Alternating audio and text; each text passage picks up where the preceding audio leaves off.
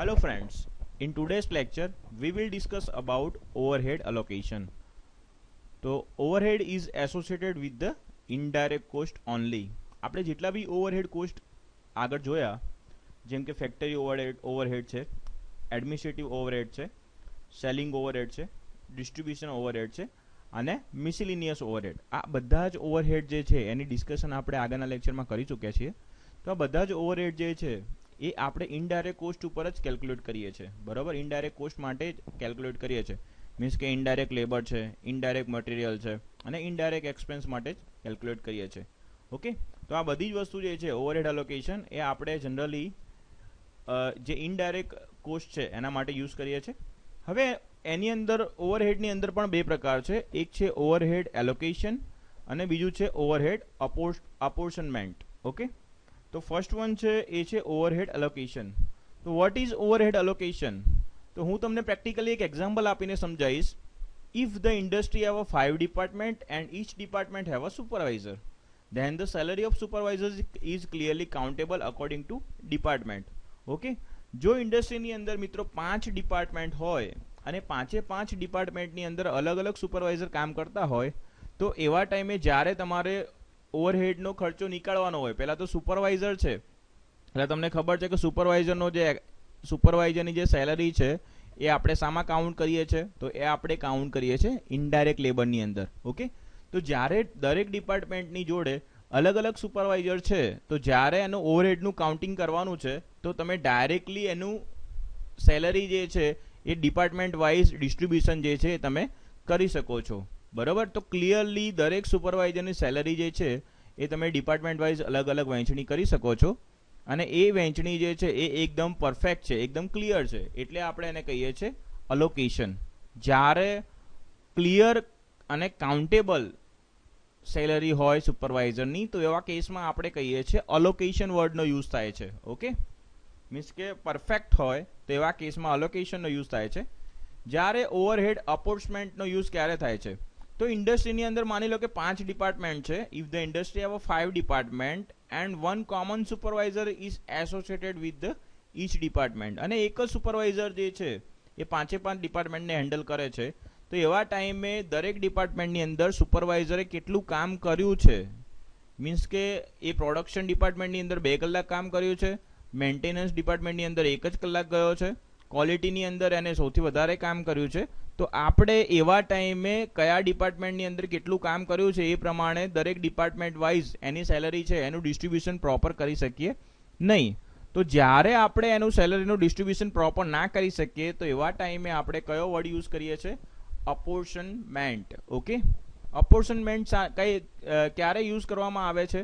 તો જ્યારે જે સુપરવાઇઝર જે છે એની સેલરી જે છે એ દરેક ડિપાર્ટમેન્ટ વાઇઝ કેટલી ડિસ્ટ્રીબ્યુશન થાય છે એની આપણે પ્રોપર માહિતી, પ્રોપર ઇન્ફોર્મેશન આપણી જોડે ન હોય અથવા તો આપણે એને પ્રોપરલી ડિસ્ટ્રીબ્યુટ નથી કરી શકતા, ત્યારે આપણે ઓવરહેડ અપોર્શનમેન્ટનો યુઝ કરીએ છીએ. તો ક્લિયર થઈ ગયું.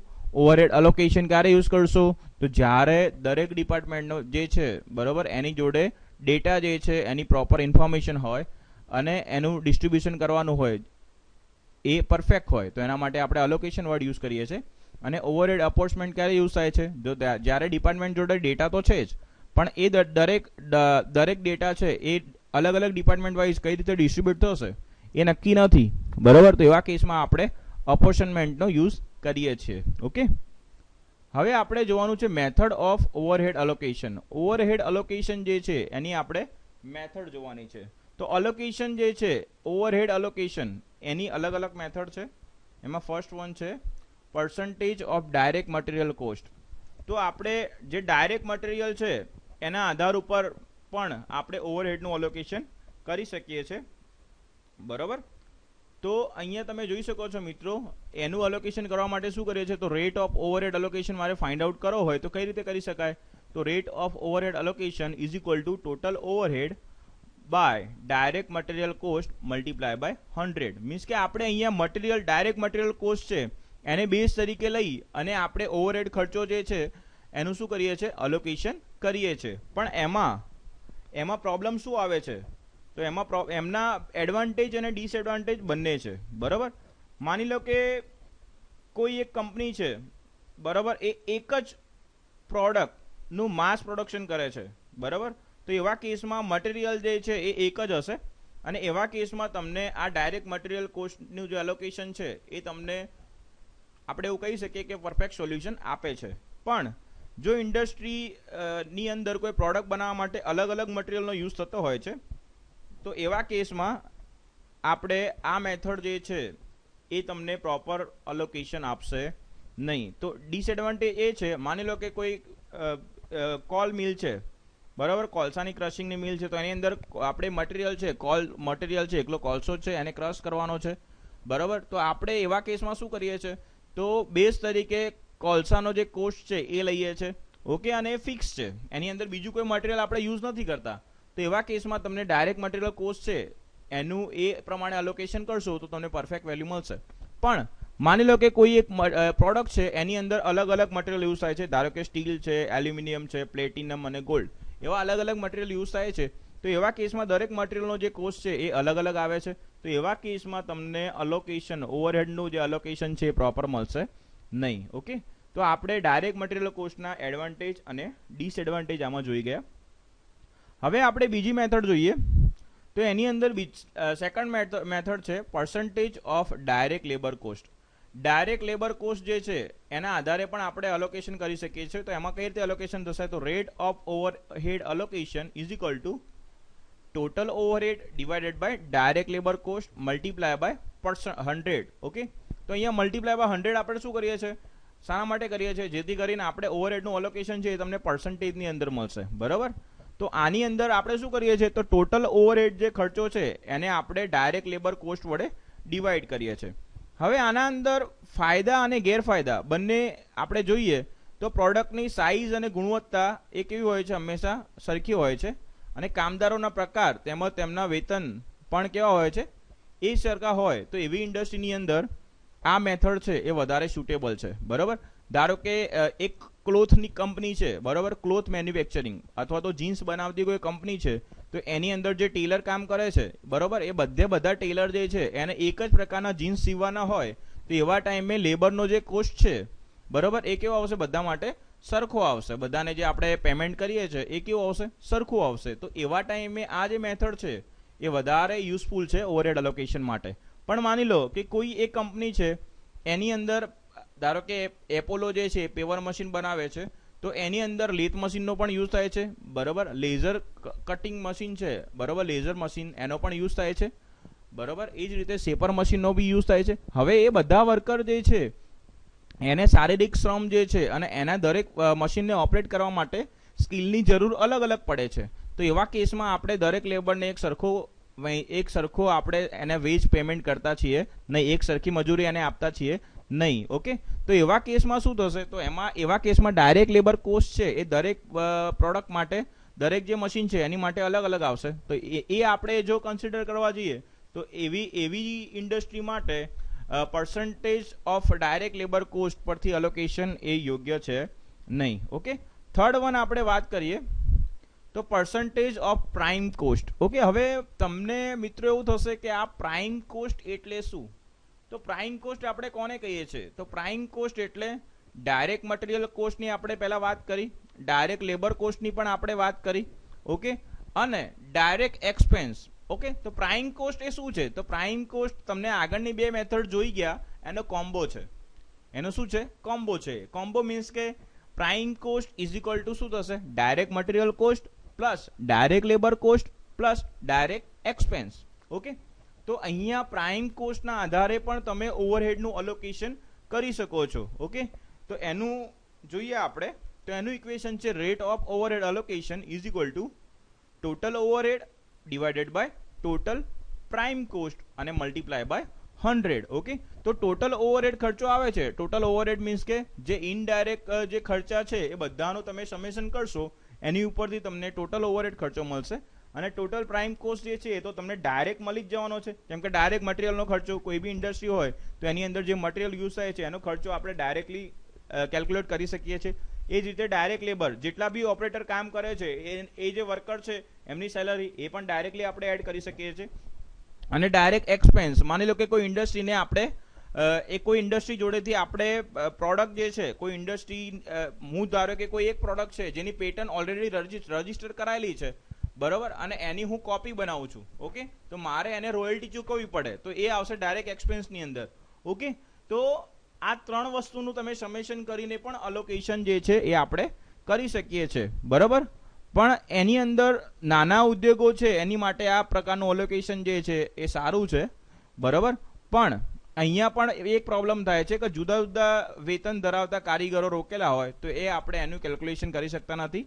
ફેક્ટરી ઓવરહેડ જે છે અને મટીરિયલના ખર્ચા સાથે સંબંધ ન હોવા છતાં મટીરિયલ ખર્ચને સાંકળીને કરવામાં આવતી ખર્ચ વહેંચણી ચોક્કસ પરિણામો વડે રહેતી નથી, ઓકે. હવે અહીંયા ફેક્ટરી ઓવરહેડનો આપણે ટોટલ ઓવરહેડની અંદર સમાવેશ કરીએ છીએ, બરોબર, પણ એમાં મટીરિયલનો ખર્ચો જે છે એ ફેક્ટરી ઓવરહેડમાં આપણે આવતો છે નહીં, બરોબર. છતાં પણ આપણે જ્યારે પ્રાઇમ કોસ્ટની કેલ્ક્યુલેશન કરતા હોય તો પ્રાઇમ કોસ્ટમાં એક કમ્પોનન્ટ તરીકે, એક સમેશન તરીકે આપણે શું લઈએ છીએ, મટીરિયલનો ખર્ચો, બરોબર. તો એવા કેસમાં તમને સેટિસ્ફેક્ટિવ એક સંતોષકારક રિઝલ્ટ આ મેથડથી મળશે નહીં, ઓકે. અને આ રીતમાં પ્રત્યક્ષ મટીરિયલ અને પ્રત્યક્ષ લેબરની ટકાવારી મુજબ બંને રીતના ગેરફાયદા થાય છે, બરોબર. પ્રત્યક્ષ મટીરિયલ અને પ્રત્યક્ષ લેબર બંને આપણે આની અંદર પ્રાઇમ કોસ્ટની અંદર એડ કરીએ છીએ. હવે દરેકનું પર્સન્ટેજ કેવું હોય, ધારો કે ડાયરેક્ટ લેબર કોસ્ટ છે 60% છે અને ડાયરેક્ટ મટીરિયલ કોસ્ટ છે એ 40% છે, બરોબર. અને જે એક્સપેન્સીસ છે ડાયરેક્ટ એક્સપેન્સ એ 0% છે, ઓકે. તો આમાં તમે જ્યારે બી તમે ડિવાઈડ કરશો પ્રાઇમ કોસ્ટથી એટલે શું થશે, પ્રોબ્લેમ ક્રિએટ થશે, બરોબર. બંનેનું જે 60-40નો રેશિયો છે એ રેશિયો જળવાશે નહીં. એના પછી આપણે નેક્સ્ટ મેથડની વાત કરીએ તો નેક્સ્ટ મેથડ છે મેન અવર રેટ મેથડ, ઓકે. મેન અવર રેટ મેથડ એના માટે તમને એક મસ્ત એક્ઝામ્પલ આપું કે માની લો કે તમે જે સર્ફિંગ કરવા માટે તમે કોઈ સેન્ટરે જાઓ છો, ઇન્ટરનેટ સર્ફિંગ કરવા માટે કોઈ સેન્ટરે તમે જાઓ છો, તો એની અંદર તમે સર્ફિંગના જે ચાર્જીસ છે એ પર હવર તમને નક્કી કરેલા હશે કે તમે 1 કલાકની અંદર સર્ફિંગ કરો અને 50 રૂપિયાનો ચાર્જ થશે, બરોબર. તો આ 50 રૂપિયાનો તમારી જોડે જે ચાર્જ લે છે એની અંદર એ સર્ફિંગ સેન્ટરનું રેન્ટ, એ સર્ફિંગ સેન્ટરની ઇલેક્ટ્રિસિટી, બરોબર, પછી સર્ફિંગનો જે ઇન્ટરનેટ ચાર્જીસ છે એ, બરોબર, આ બધી જ વસ્તુ ઓવરહેડની અંદર ઇન્વોલ્વ હોય છે, બરોબર. તો અહીં આગળ મેન હવર રેટની અંદર શું છે, તો તમે જેટલા કલાક માટે સર્ફિંગ કરો છો એટલો તમારે ચાર્જ ચૂકવવાનો રહે છે. અને માની લો કે તમને 1 કલાક પ્રમાણે મેન હવર રેટ મીન્સ કે 1 કલાક પ્રમાણે તમને ચાર્જ નક્કી કરેલા છે તો એ પ્રમાણે તમારે પેમેન્ટ કરવાનું રહે છે, ઓકે.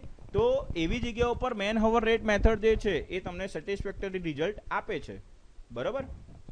પણ અહીંયા પણ વધારે કિંમતની પ્રોડક્ટમાં તે વધારો કરે છે કેમ કે આ રીત ડાયરેક્ટ લેબર કોસ્ટની રીતથી જુદું પરિણામ આપે છે, બરોબર. આગળની 3 મેથડ છે એના કરતાં આ મેથડ છે થોડીક કેવી છે, અલગ છે, બરોબર. એ જ રીતે મેન અવર અને કુલ મજૂરી ખર્ચના કલાકોનો ગુણાકાર કરવાથી તમને ટોટલ ઓવરહેડ તો મળી જાય છે, પણ જુદી જુદી પ્રોડક્ટ બનતી હોય અને જુદા જુદા સાધનો અને મશીનો વપરાતા હોય તો આ રીતથી તમને ચોકસાઈપૂર્વક પરિણામો મળતા છે નહીં, ઓકે. તો હવે આપણે નેક્સ્ટ મેથડ જોઈએ છે. મેન અવરની અંદર વાત કરીએ તો મેન અવરની અંદર શું કરીએ છીએ, total overhead cost upon total number of direct man hours, કેટલા માણસો કેટલા કલાક કામ કરે છે એના આધારે મેન અવર રેટ પ્રમાણે તમે ડિવાઈડ કરી અને કેલ્ક્યુલેશન ઓવરહેડનું કરી શકો છો, ઓકે. નેક્સ્ટ મેથડ છે machine hour rate method. Machine કેટલા કલાક કામ કરે છે, જો પહેલું જે હતું ને એ મેન હવર હતા, બરોબર, માણસ કેટલા કલાક કામ કરે છે. અને સેકન્ડ વન છે, ધારો કે લેઝર મશીન છે, લેઝર મશીન ઉપર માણસ કામ કરતો હોય તો લેઝર મશીન ઉપર જોબ છે અને એક વખતે લોડ કર્યા પછી જેટલું તમારે કટિંગ કરવાનું છે એટલું મશીન તો ઓપરેટ થાય જ છે, પણ માણસ જે છે એ કટિંગ દરમિયાન આઈડિયલ કન્ડિશનમાં રહે છે, બરોબર. તો એવા કેસમાં મશીન અવર વધારે આવશે અને મેન હવર જે છે એ કેવા આવશે, ઓછા આવશે, ઓકે. તો હવે આપણે વાત કરવાની છે મશીન અવર રેટની. તો મશીન અવર રેટ પ્રમાણે તમારે ઓવરહેડનું અલોકેશન કરવાનું હોય તો એવા કેસમાં આપણે શું કરીએ છીએ, તો મશીન અવર રેટ બરાબર total overhead divided by total number of direct man hours multiply by તમે 100 કરશો એટલે તમને જે મશીન અવર રેટ પ્રમાણે ઓવરહેડનું અલોકેશન તમને મળશે, બરાબર. નેક્સ્ટ છે હવે યુનિટ રેટ મેથડ. તો યુનિટ રેટ મેથડની અંદર શું કરવાનું છે, તો યુનિટ રેટ એટલે total overhead during a year upon total quantity of production during the year multiply by 100. માની લો કે તમે આખા વર્ષ દરમિયાન જે રેન્ટ પે કરો છો, જે ઇલેક્ટ્રિસિટી યુઝ કરો છો, બરોબર, અને બીજા જે અધર ખર્ચા થાય છે એ બધાનો તમે સરવાળો કરો છો, જે ઇનડાયરેક્ટ છે, બરોબર. મેં તમને પહેલા જ કીધું કે ઇનડાયરેક્ટ ખર્ચા જે છે એ ઓવરહેડની અંદર આવશે, અને એના માટે તમે આખા વર્ષ દરમિયાન કેટલા યુનિટ પ્રોડ્યુસ કરો છો, મીન્સ કે કેટલી પ્રોડક્ટ તમે બનાવો છો, નંબર ઓફ પ્રોડક્ટ. એક વર્ષ દરમિયાન માની લો કે તમે એક ચોકલેટ બનાવતી કંપની છે, બરોબર, જેનો ઓવરહેડ ખર્ચો આખા વર્ષનો આવ્યો છે 50 લાખ રૂપિયા, બરોબર, અને એને એક વર્ષ દરમિયાન 1 લાખ યુનિટ બનાયા છે, બરોબર, ચોકલેટના 1 લાખ યુનિટ બનાયા છે, બરોબર. તો તમારે શું કરવાનું છે, ટોટલ ઓવરહેડ જે ખર્ચો આવ્યો છે એ, બરોબર, માની લો કે 50,000નો ખર્ચો ઓવરહેડમાં આવ્યો છે, તો 50,000 ડિવાઇડેડ બાય એને જે યુનિટ બનાયા છે, બરોબર, 1 લાખ યુનિટ, બરોબર, મલ્ટીપ્લાય બાય તમે 100 કરશો તો તમને શું મળશે, યુનિટ રેટ મેથડ, મીન્સ કે પર યુનિટ તમને ઓવરહેડ ખર્ચો કેટલો આવે છે, એક ચોકલેટના પીસ પર ઓવરહેડનો ખર્ચો કેટલો આવે છે એ તમે આની ઉપરથી કેલ્ક્યુલેટ કરી શકો છો. મિત્રો, અહીંયા તમને હું જે એક્ઝામ્પલ આપું છું ને, એ એક્ઝામ્પલ તમારે જે એક્ઝામ પૂછાય છે એમાં લખવાના નથી, તમને ખબર પડે એના માટે હું તમને એક્ઝામ્પલ આપું છું, બરોબર. તો આ જે છે એ ઓવરહેડ કેલ્ક્યુલેશનની મેથડ છે. હવે નેક્સ્ટ આપણે જોવાનું છે ડિટર્મિનેશન ઓફ સેલિંગ પ્રાઇસ અને કેટલોગ પ્રાઇસ. તો મિત્રો, સેલિંગ પ્રાઇસ કોને કહેવાય અને કેટલોગ પ્રાઇસ કોને કહેવાય, બરોબર. સેલિંગ પ્રાઇસ એટલે વેચાણ કિંમત, અને કેટલોગ પ્રાઇસ એટલે તમે કોઈ બી પ્રોડક્ટ લેવા જાઓ છો તો તમને, ધારો કે તમે મોબાઈલ લેવા જાઓ છો તો મોબાઈલનું એક કેટલોગ બનાવેલું હશે. કેટલોગ એટલે એક વન ટાઈપ ઓફ લિસ્ટ બનાવેલું હશે, અને એની અંદર મોબાઈલનો ઉપર પીક હશે અને નીચે એની પ્રાઇસ લખેલી હશે, ઓકે. તો મિત્રો, કેટલોગ પ્રાઇસ છે એની અંદર ડિસ્કાઉન્ટ ઇન્વોલ્વ હોય છે, બરોબર. તમને એ કહેશે કે ભાઈ મોબાઈલ 14,000નો છે અને પછી 15% ડિસ્કાઉન્ટ હું લેસ કરી આપીશ. આ 15% જે કહે છે ને એ ડિસ્કાઉન્ટ કહેવાય, એને શું કહેવાય, ડિસ્કાઉન્ટ, ઓકે. તો કેટલોગ પ્રાઇસ કોને કહીએ છીએ મિત્રો આપણે, તો કેટલોગ પ્રાઇસની અંદર પ્રોડક્ટની જે સેલિંગ પ્રાઇસ છે એ પ્લસ ડિસ્કાઉન્ટ અંદર એડ હોય છે, ઓકે. તો અહીંયા આપણે ફર્સ્ટ વન વાત કરવાની છે પ્રાઇમ કોસ્ટની. તો પ્રાઇમ કોસ્ટમાં મેં તમને કીધું કે પ્રાઇમ કોસ્ટની અંદર કયા કયા કોસ્ટ ઇન્વોલ્વ થશે, તો direct material cost plus direct labour cost અને પ્લસ ડાયરેક્ટ એક્સપેન્સ, મીન્સ કે જેટલા ડાયરેક્ટ ખર્ચા છે એ બધા સામાં આવશે, એ ત્રણનું તમે સમેશન કરશો એટલે તમને શું મળશે, પ્રાઇમ કોસ્ટ મળશે, ઓકે. નેક્સ્ટ વન છે ફેક્ટરી કોસ્ટ. તો ફેક્ટરી કોસ્ટની અંદર જેટલા ડાયરેક્ટ ખર્ચા થાય છે એ આપણે ગણવાના છે, પ્લસ ફેક્ટરીનો જે ઓવરહેડ છે એ આપણે કેલ્ક્યુલેટ કરવાનો છે. ફેક્ટરી ઓવરહેડની અંદર શું શું સમાવેશ થાય છે આપણે આગળના લેક્ચરમાં જોઈ ગયા છીએ, એટલે એની વધારે ડિસ્કશન આપણે નહીં કરીશું. એના પછી છે પ્રોડક્શન કોસ્ટ. તો આપણે પ્રોડક્શન કોસ્ટ નક્કી કરવો હોય કોઈ બી પ્રોડક્ટનો, ધારો કે હું તમને એક સિમ્પલ એક્ઝામ્પલ આપીને સમજાવું છું મિત્રો, કે આપણે એક માર્કર પેન બનાવતી કંપનીનું આપણે કેલ્ક્યુલેશન કરવું છે પ્રાઇમ કોસ્ટનું. તો એની અંદર ડાયરેક્ટ મટીરિયલની અંદર આપણે જે યુઝ થાય છે, બરોબર, ઇન્ક યુઝ થશે, બરોબર, એનું આઉટર કવર યુઝ થશે, પ્લાસ્ટિકની બોડી યુઝ થશે, એ મટીરિયલની અંદર આવશે. એ પેન જે છે એનું ઇન્જેક્શન મોલ્ડિંગ બનાવવા માટે જે મશીન આપણે યુઝ કરીએ છીએ અને એની ઉપર જે લેબર કામ કરતો હોય છે કે જે ડાયરેક્ટલી એની સાથે સંકળાયેલો છે, તો એ ડાયરેક્ટ લેબરની અંદર આવશે. અને ડાયરેક્ટ એક્સપેન્સ, માની લો કે એ પેન જે છે માર્કરની જે ડિઝાઇન છે એ આપણે કોઈ કંપની જોડેથી કોપી કરી છે, બરોબર, તો એ કંપનીને આપણે રોયલ્ટી ચૂકવીએ છીએ, તો એ ડાયરેક્ટ એક્સપેન્સની અંદર આવશે. તો એ ત્રણનો સરવાળો કરશો એટલે તમને મળશે prime cost, okay.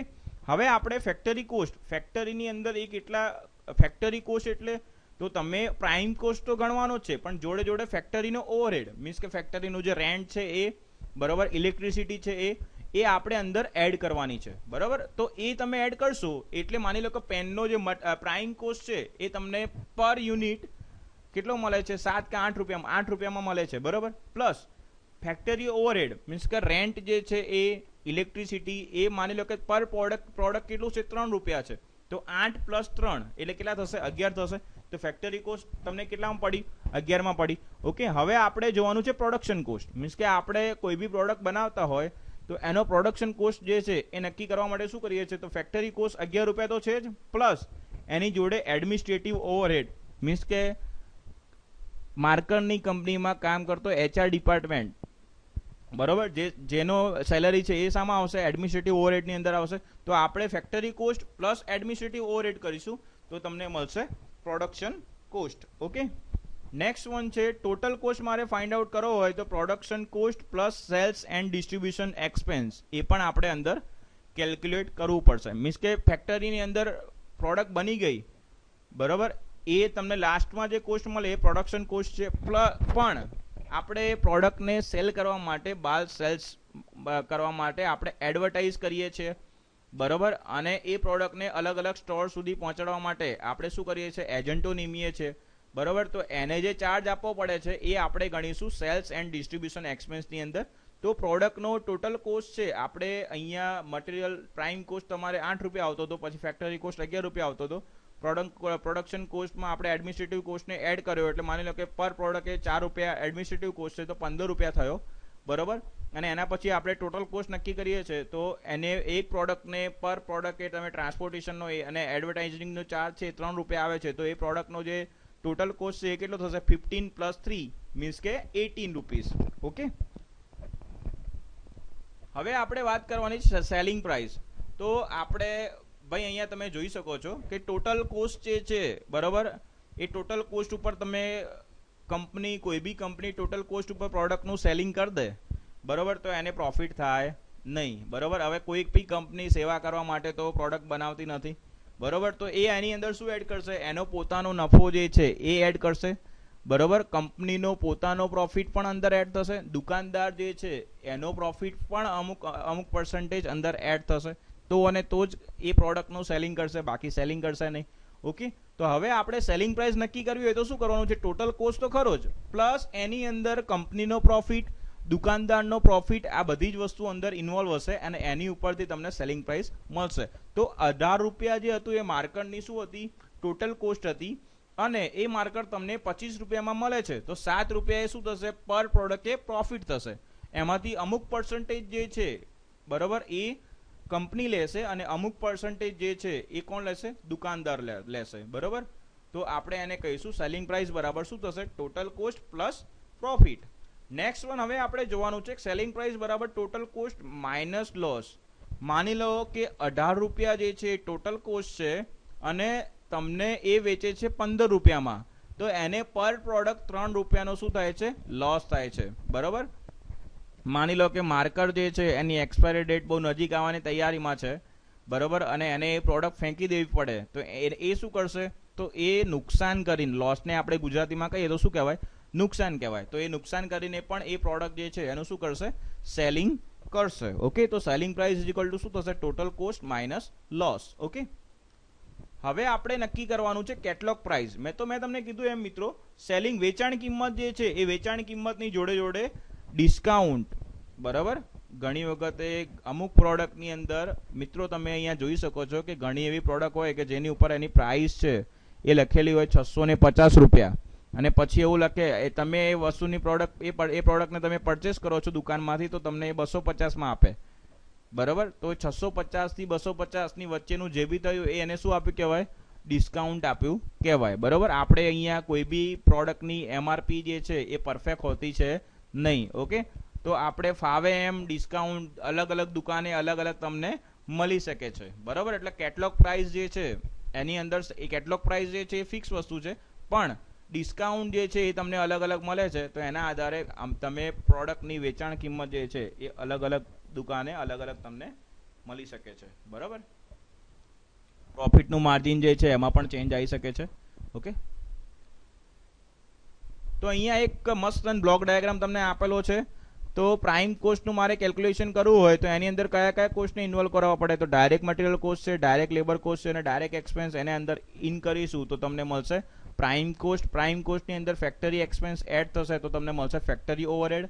Factory cost છે અથવા તો વર્ક કોસ્ટ છે એની અંદર તમે એડમિનિસ્ટ્રેટિવ એક્સપેન્સ એડ કરશો એટલે તમને મળશે પ્રોડક્શન કોસ્ટ, અને પ્રોડક્શન કોસ્ટની અંદર સેલ્સ અને ડિસ્ટ્રીબ્યુશન કોસ્ટને તમે એડ કરશો એટલે તમને મળશે total cost or selling price of product, બરોબર. અને સેલિંગ પ્રાઇસમાં સેલિંગ કોસ્ટ મળશે, અને સેલિંગ કોસ્ટની અંદર તમે પ્રોફિટ ઓર લોસ એડ કરશો એટલે તમને મળશે સેલિંગ પ્રાઇસ, બરોબર. તો મિત્રો આ બ્લોક ડાયાગ્રામ જે છે એની ઉપરથી પણ તમને ઘણું બધું શીખવા મળે છે. આપણે જેટલા બી આગળ ઇક્વેશનો જોયા એ ઇક્વેશનો આ જે બ્લોક ડાયાગ્રામ ઉપરથી તમે ડાયરેક્ટ લખી શકો છો.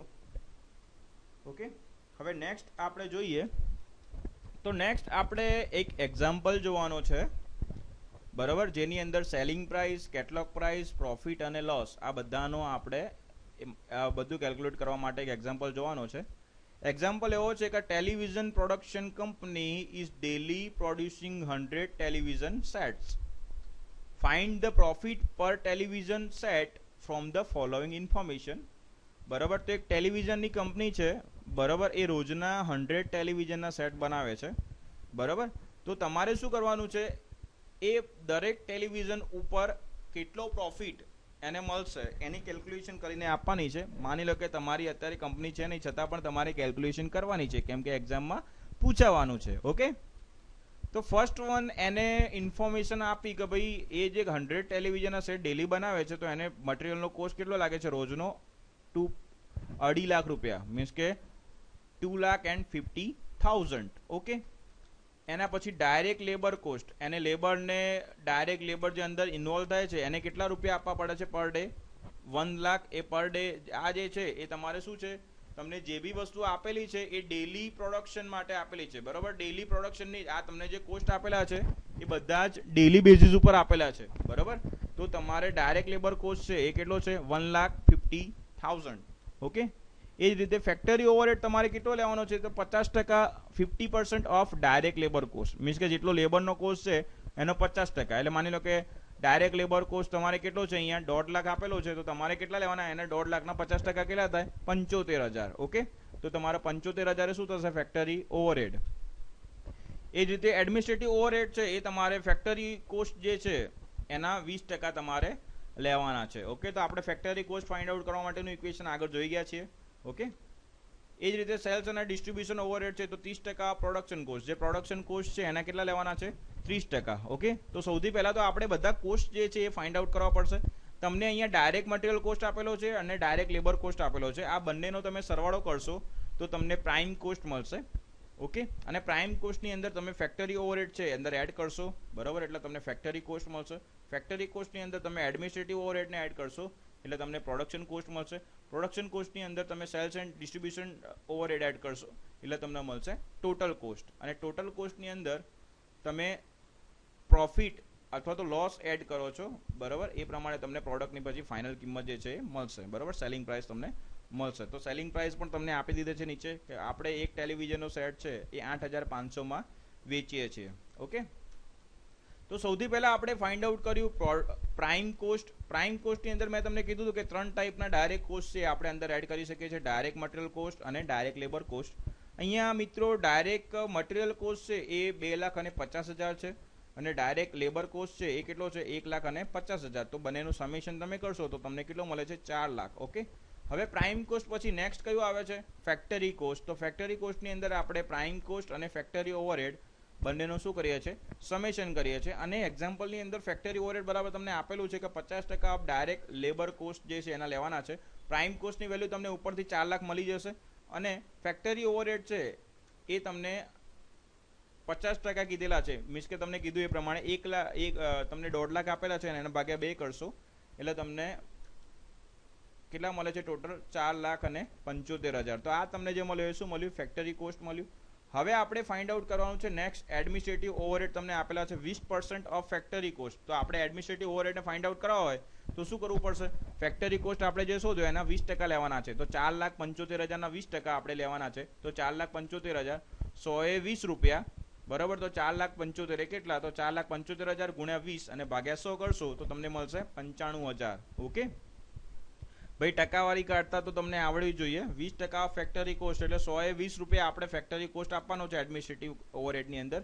તો 120 રૂપિયા, તો 4,75,000 કેટલા, તો 4,75,000 ચોકડી ગુણાકાર તમે કરો તો 4,75,000 ગુણ્યા 20 અને ભાગ્યા 100 એટલે તમને મળશે 95,000 રૂપિયા. ઓકે, નેક્સ્ટ વન છે હવે પ્રોડક્શન કોસ્ટ. તો પ્રોડક્શન કોસ્ટની અંદર આપણે શું કરીએ છીએ, ફેક્ટરી કોસ્ટ અને એડમિનિસ્ટ્રેટિવ ઓવરહેડ છે અંદર એડ કરીએ છીએ. આપણે ઓલરેડી મિત્રો અહીંયા એડમિનિસ્ટ્રેટિવ ઓવરહેડ છે એ અંદર આપણે ફાઇન્ડ આઉટ આગળના જે ઇક્વેશન છે એની અંદર જ કર્યું. તો તમને ફેક્ટરી કોસ્ટ 4,75,000 આપેલો છે અને એની અંદર 95,000 રૂપિયા તમે શું કરો છો, એડમિનિસ્ટ્રેટિવ ઓવરહેડ એડ કરો છો તો તમને ફાઇનલ મળશે 5,70,000 રૂપિયા. બરાબર, આ પ્રોડક્શન કોસ્ટ તમને જે મળે છે ને મિત્રો એ તમારે 100 યુનિટ બનાવવાના, ડેલી 100 યુનિટ બનાવવાનો પ્રોડક્શન કોસ્ટ જે છે એ મળે છે. બરાબર, હવે સેલ્સ એન્ડ ડિસ્ટ્રીબ્યુશન ઓવરહેડ છે એ કેટલો આપેલો છે, તો જે પ્રોડક્શન કોસ્ટ છે એના 30%, મીન્સ કે 130 રૂપિયા હોય. બરાબર, તો 5,70,000 કેટલા, તો 5,70,000 ગુણ્યા 30 અને ભાગ્યા 100 તો એવું કરશો તો તમને કેટલા મળે છે? 1,71,000 રૂપિયા તમને સેલ્સ અને ડિસ્ટ્રીબ્યુશન ઓવરહેડ મળે છે. તો હવે આપણે ટોટલ કોસ્ટ નક્કી કરવા માટે શું કરીએ છીએ? તો પ્રોડક્શન કોસ્ટ પ્લસ સેલ્સ અને ડિસ્ટ્રીબ્યુશન ઓવરહેડ બંનેનો શું કરશું? સરવાળો કરીશું. તો તમને 5,70,000 પ્લસ 1,71,000 કરશો એટલે તમને ફાઇનલ વેલ્યુ મળશે 7,41,000 રૂપિયા. બરોબર. આ જે વેલ્યુ તમને મળે છે એ કેટલો, એ શાની મળે છે? તો એ તમને મળે છે 100 ટેલિવિઝન સેટ બનાવવાનો ટોટલ કોસ્ટ. ઓકે, તો તમે એક ટેલિવિઝન માટે કરવું હોય તો શું કરશો? તો 7,41,000 ભાગ્યા 100, તો તમને પર સેટ ની જે કિંમત છે ટોટલ કોસ્ટ એ કેટલો મળે છે? 7,410 રૂપિયા. ઓકે, તો હવે મારે પ્રોફિટ કેટલો થયો એ જોવું હોય તો સેલિંગ પ્રાઇસ કેટલી છે? તો અહીંયા જો selling price minus total cost તમારે કરવાનો છે. તો સેલિંગ પ્રાઇસ તમને ઇક્વેશનની અંદર આપેલી છે 8,500 અને ટોટલ કોસ્ટ તમે આગળ જોયું એ પ્રમાણે 7,140 આપેલો છે. તો એની ઉપરથી તમારો ફાઇનલ જે પ્રોફિટ છે પર સેટે પ્રોફિટ કેટલો છે? 1,090 રૂપિયા. ઓકે, હવે આની અંદર પણ પ્રોફિટના અંદર પણ અમુક પર્સન્ટેજ બધાના અંદર એડ થયેલા હશે કે દુકાનદારને 7% મળશે, ઇન્ડસ્ટ્રીને આટલા મળશે, વચ્ચે સેલ્સ વાળો હોય એને આટલા પર્સન્ટેજ મળશે. બરાબર. તો એનું માર્જિન પણ અંદર આવેલું હોય છે. Okay, thank you friends. હવે આપણે ઈસીસીના નેક્સ્ટ લેક્ચરની અંદર આવા બીજા એક્ઝામ્પલ જોઈશું. ઓકે, તમને જો આ લેક્ચર જે છે એ ઇન્ટરેસ્ટિંગ લાગ્યો હોય તો પહેલાં તો બીજા ફ્રેન્ડ્સને પણ સજેસ્ટ કરજો લેક્ચર જોવા માટે. ઓકે, અને વધુને વધુ આ જે એક્ઝામ્પલ છે એની પ્રેક્ટિસ કરજો, કેમ કે જીટીયુની અંદર આ એક્ઝામ્પલ જે છે એ 100% પૂછાશે જ. ઓકે, તો હવે આપણે વધુ નેક્સ્ટ લેક્ચરની અંદર જોઈશું. Thank you friends.